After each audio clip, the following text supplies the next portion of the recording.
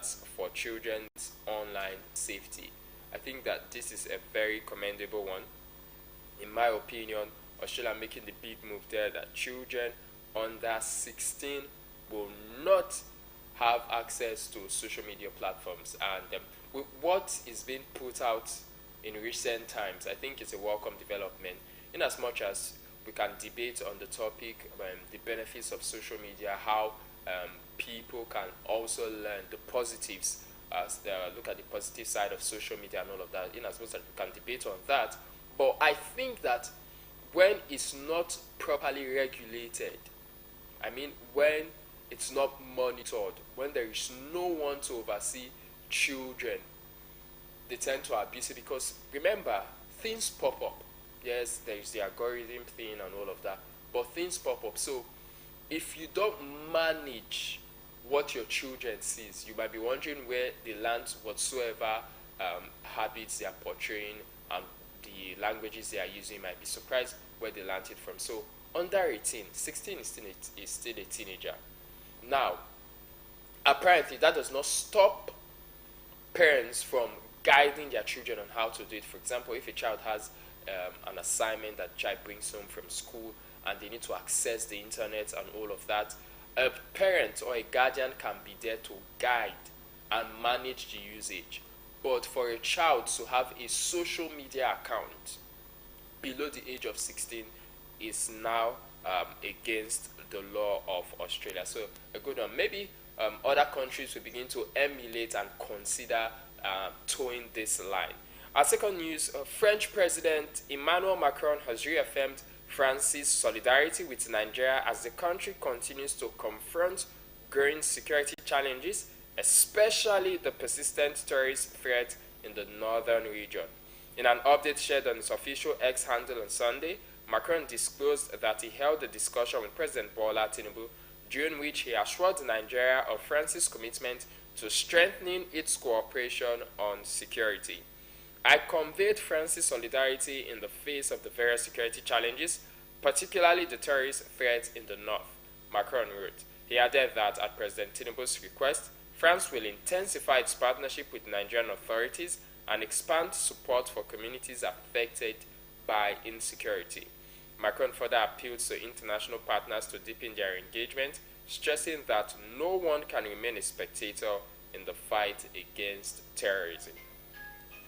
Collaboration is a very much welcome development, and we've seen the US saying that okay, they are open also to collaborate.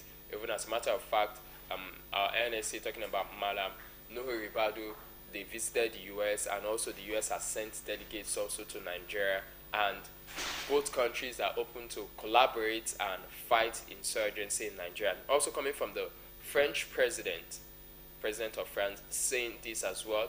It's also a good one and a welcome development as well. However, Nigeria needs to be careful. Nigeria needs to be tact in its approach, because every country, whether I like it or not, they look out for their interest first. So we cannot accept help at the detriment of our civilization, at the detriment of our peace, at the detriment of our resources. Now, some Nigerians have argued that, especially in the US case, when the US President Donald Trump said that Nigeria should do something about his claimed Christian genocide and all of that, that if not, they will come to Nigeria and all of that and fight and wipe out the terrorists and all of that. And Nigeria is saying that the US, they're seen as much as they said all of this, but they also have personal interests, probably, perhaps, mineral resources and all of that. And some persons have argued that the common man is not thinking about whether the US wants to loot or plunder our resources, because the average Nigerian is not even benefiting from these resources. Now, the average Nigerian is thinking about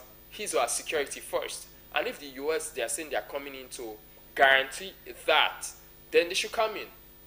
And now France is also saying that they are game, that they are willing to extend assistance to Nigeria and also called on other nations to not be spectators but also be a part in fighting terrorism in Nigeria. Good call, I must commend them. So, with all the nations that are offering to help right now, I think that Nigeria should look for a way. The political will is very much needed. We've gotten the US, we've gotten France saying that they are willing to come help us fight these insurgents, these terrorists. Then the political will needs to be there. It needs to be there. I remember an official that once upon a time served in the Goodluck Jonathan administration. I was watching an interview of him, I think that's about a couple of weeks ago. And he made a statement that during the Jonathan era, they also requested assistance from the US. And the US actually sent some men. And they had a security meeting which they spoke and all of that.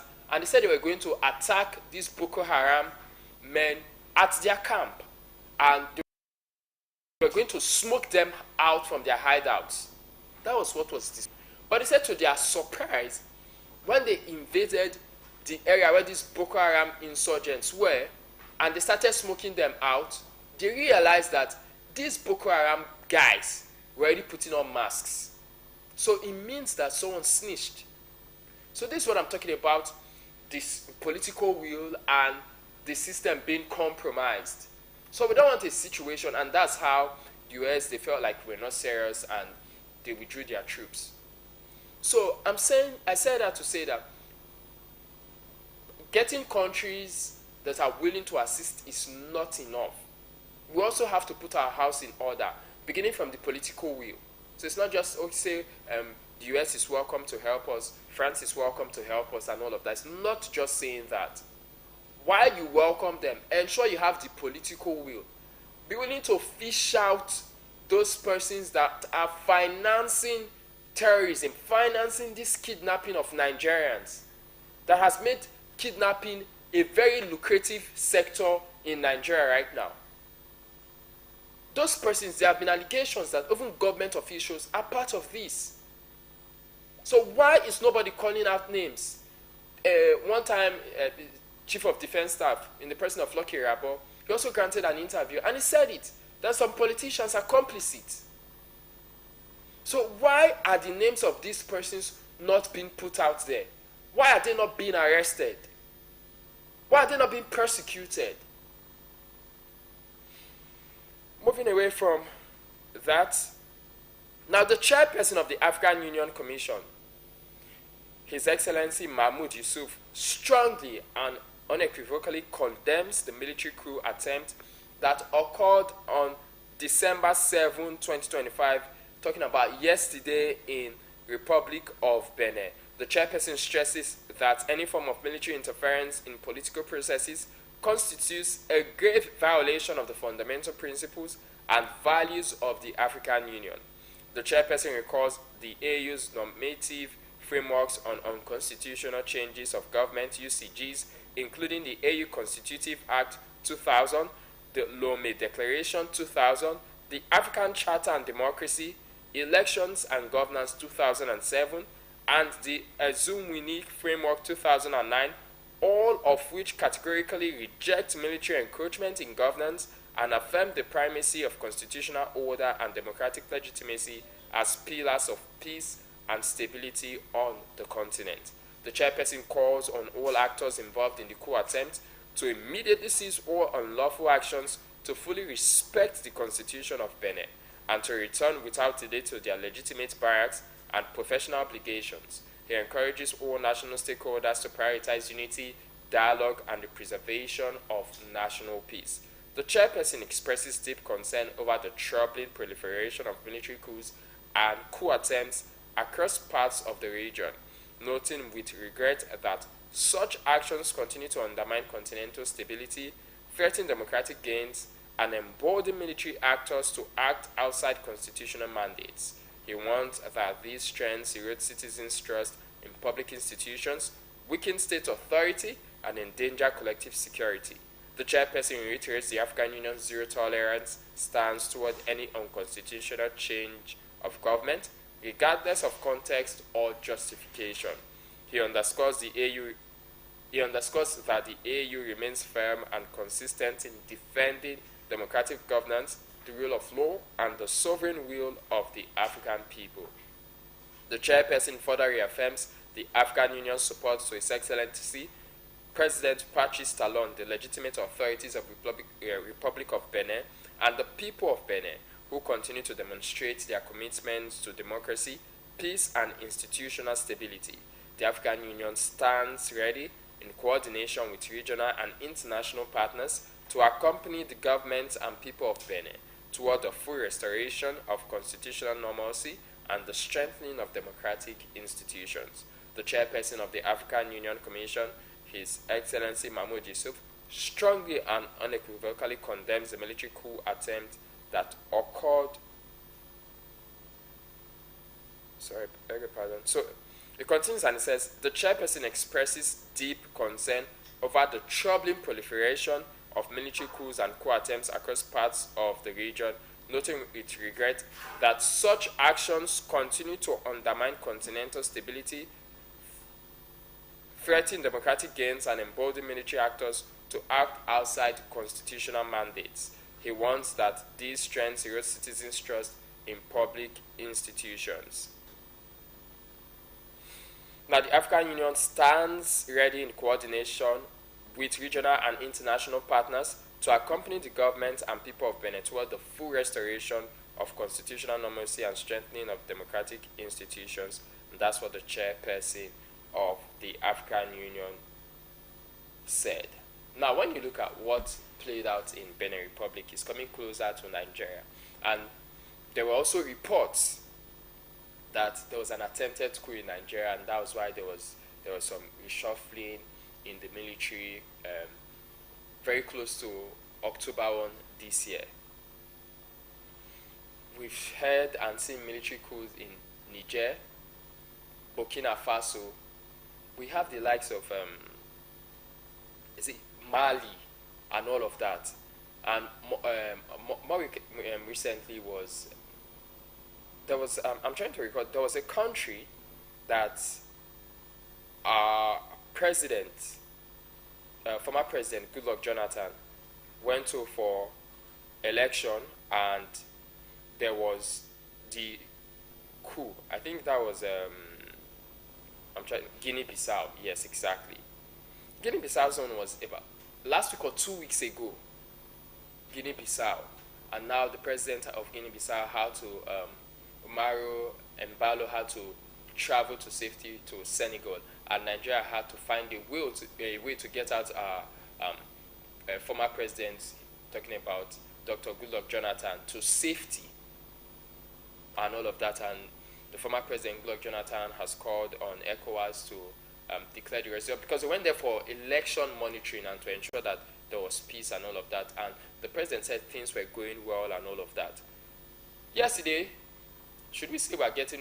I don't think that Africans are getting surprised again with the rate at which military coups are coming up. I think in the last 5 years, they've had about 12 attempted or successful coups. In 5 years, about 12. Within that short duration.